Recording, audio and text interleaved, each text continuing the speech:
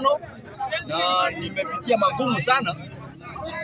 Pia ile jambo ambayo imenileta hapa kwa uwiano wa bunge ya Jakaranda na bunge ya Nakuru County, lazima tupelekane pamoja ndio tuweze kuwa kitu moja.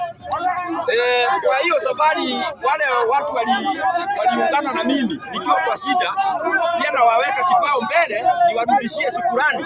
Niseme kwamba sisi hatutanyamaza kama wambunge, hatutanyamazishwa.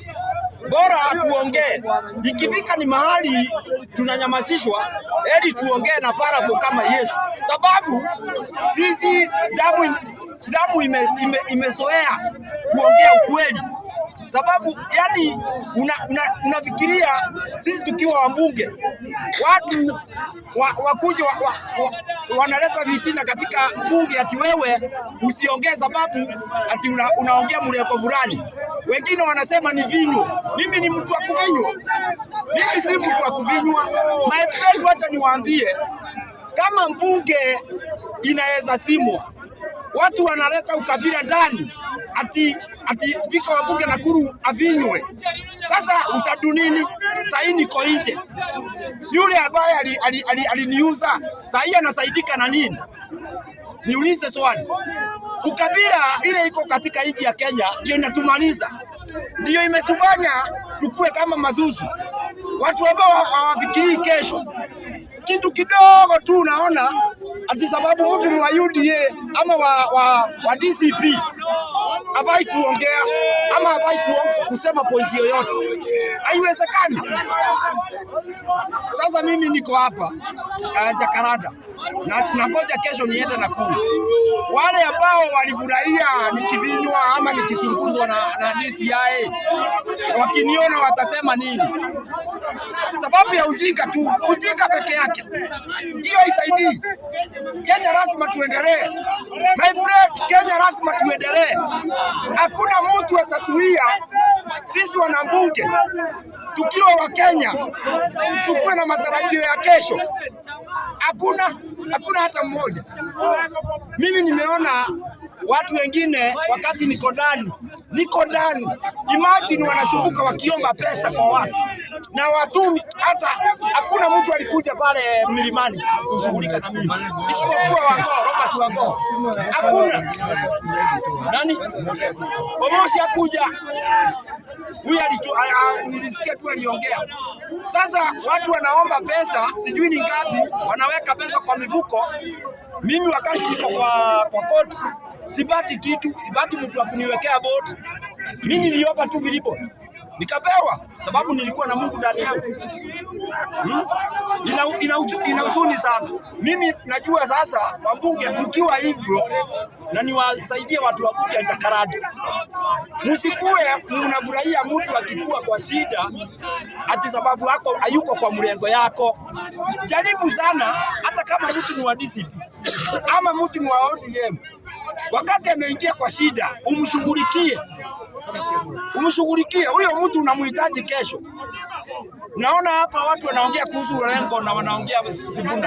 Hawa watu si ni kitu moja, isipokuwa tu tofauti zinatoka sababu ya ukabila. Ukabila iko juu.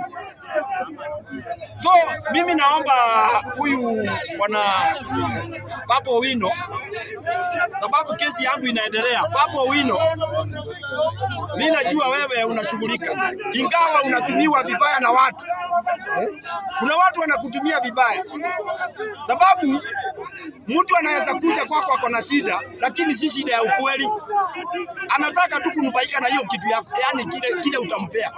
Lakini kama mimi speaker nikitoka Nakuru nimepatana na shida, najua unashughulika ya ukweli na unaingiza mkono ya ukweli, lakini watu wengine wanakutumia vibaya, na hivyo mtafanya Babu Owino achoke. Babu Owino atachoka sababu watu wengine wanatia siasa katika usaidizi wake. Hawataki Babu Owino afanye kazi yake. Tunajua yeye ni msaidizi wa ukweli, tunajua anasaidia watu ukweli kabisa, lakini mtafanya hata achoke. sababu saa zingine tukiongea tunaongea vibaya, hiyo kitu ina bro ikibro kwa media. Unapata sasa sisi hatuna assurance kabisa, mtu atashikwa, mwingine ashikwe, Papa Winnie achoke. So we must, lazima tuongee mambo ambayo inapimwa, ndio. Lakini hata kama ni kutumia parables, unaweza tumia parable ndio usisinye mtu mwingine ama uvinye mtu mwingine, sababu hii imekuwa ni kitu sasa. Pressure inapanda ya siasa zinaenda juu, na utaona watu wakikimbizana huko, mwenzako anakupiga, unapigwa tu kule mbele ya watu na ni mtu anakujua. Hiyo ndio kitu ambayo hatuwezi, sababu nayo mimi najua serikali pia wako na pressure kweli. DCP ama hizi vyama zingine pia watatia pressure katika siasa. Kwa hivyo ningeomba watu wakuwe timamu kwa akili, wakifanya siasa usitie uadui katika siasa, inasumbua sana, inasumbua. Mkuwe na adabu, mkuwe na discipline katika siasa. Hiyo kitu hapa, tukiwa na ndugu yangu huyu najua ni amepopea, na huyu mwingine ameongea hapa, na wengine wale ambao sijaona, mkuwe angalau mnapima maongezi, msitie fitina kwa wenzenu ambao kila siku mnawahitaji. Mimi najua tayari mmesikia vile niko na nikifikia mwisho, na washukuru kwamba mmenisikiza, na pengine mlikuwa mnafuata vile nilikuwa napelekwa. Wale walikuwa najua, mlijua venye kulikuwa, na hiyo haitazuia mambo iendelee.